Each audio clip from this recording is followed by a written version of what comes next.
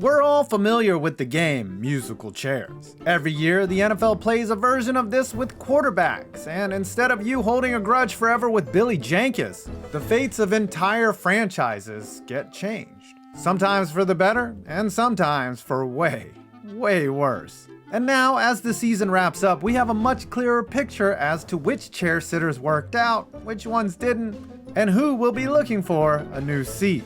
It's time to face the music.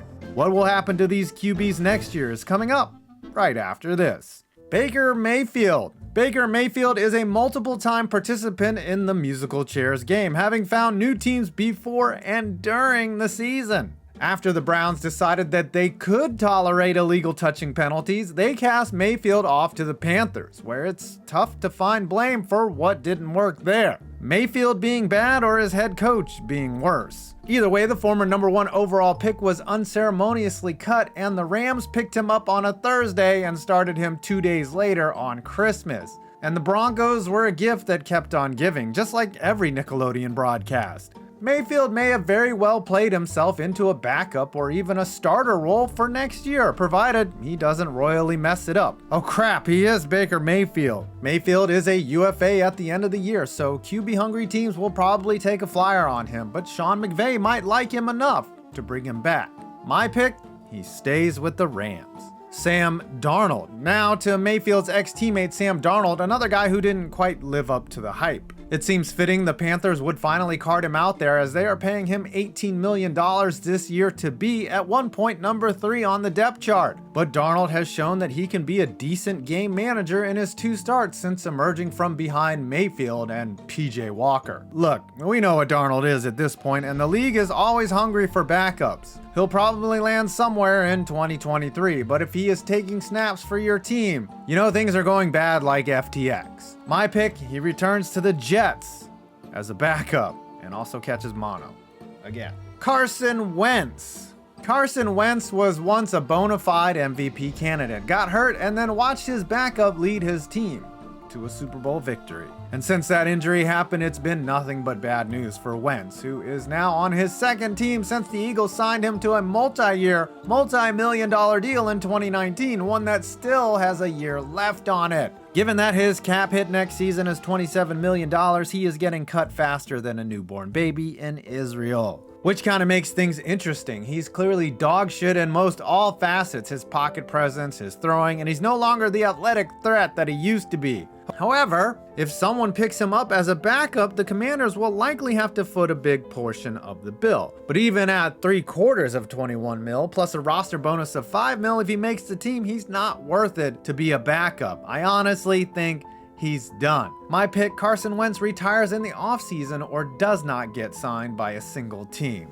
Taylor Heinecke. Now we look at Wentz's teammate, the exciting yet volatile Taylor Heinecke. A great story, but an average QB. If Wentz wasn't so bad, Heinecke wouldn't even be on this list, but once again he comes in, balls out, and drinks cheap beer on the flight home as a hero to every man. But his decent play is probably what is going to get him run out of town, as he wasn't good enough to keep Carson Wentz off the field in a must-win game against the Browns, so that tells you about his ability. And every time Wentz made a bad throw, the fans were yelling for Heinecke, which is not what a QB needs to hear next year, whether it's Sam Howell or the next guy on this list. Foreshadowing. I believe Heinecke is an NFL QB, not an XFL one, so he would be great on a team that has a clear number 1 and is only used in emergency duty. My pick, 3rd string for the Chiefs or the Bills. Derek Carr. Now, here's a big one. What's going to happen to Derek Carr this offseason? Clearly, the Raiders did him dirty this year, and almost every year he wore the silver and black. At times, he has been brilliant, leading the team to a 12-win season and making the playoffs last year despite all of Sodom and Gomorrah crashing around his team.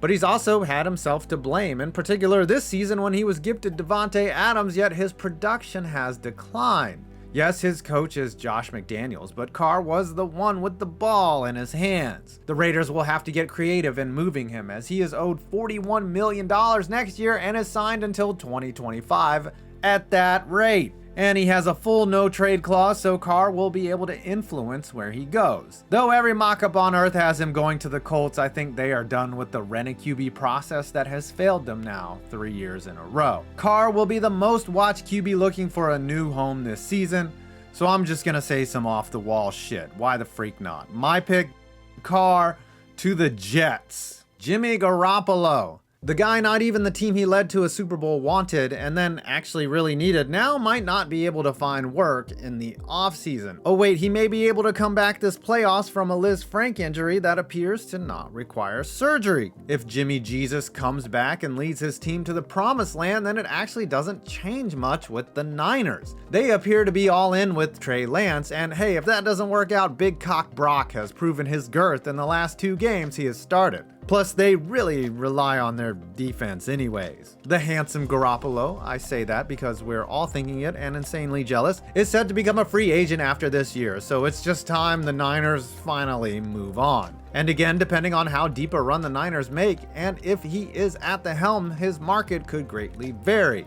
I see a team like the Saints, the Falcons, or the Raiders making a serious run at him. He won't help any of these teams win, but he certainly will get more ladies in the stands. My pick next year, Jimmy G is the New Orleans Saints' next starter. Before we get to our last QB, here's the ones I think retire in the offseason. Matthew Stafford, Matt Ryan, and Tom Brady. Yes, Tom Brady has to call it quits, right?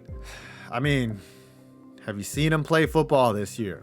Lamar Jackson. How the Ravens haven't given Lamar a new deal by this point is amazing to me, but it could be just a game of cat and mouse they are playing. You have seen how badly he has missed these past couple weeks, and honestly, this team is going nowhere without him. The problem, the Ravens are putting out the vibe that they don't want to pay him Deshaun Watson type money, despite the fact that you, I, and most 5th graders know Jackson is worth that and then some. And he doesn't have any cases on him. With everyone knowing the terms and both parties aware of the implications, it's just a matter of do the Ravens stroke the check or not? And there are a shit ton of teams who will line up and give Jackson the money, maybe even the Browns. My prediction, Jackson gets the largest fully guaranteed contract ever to play for the Baltimore Ravens. I think it's a no-brainer. You simply can't let a talent like that walk, especially with no backup plan in place. Steelers fans are going to be big mad when that happens. Well, I hope you enjoyed this. Please do all that liking and subscribing stuff, and also come back here when I'm dead wrong about all these predictions. I'm 5 Points Vids, and you made it to the end of this video.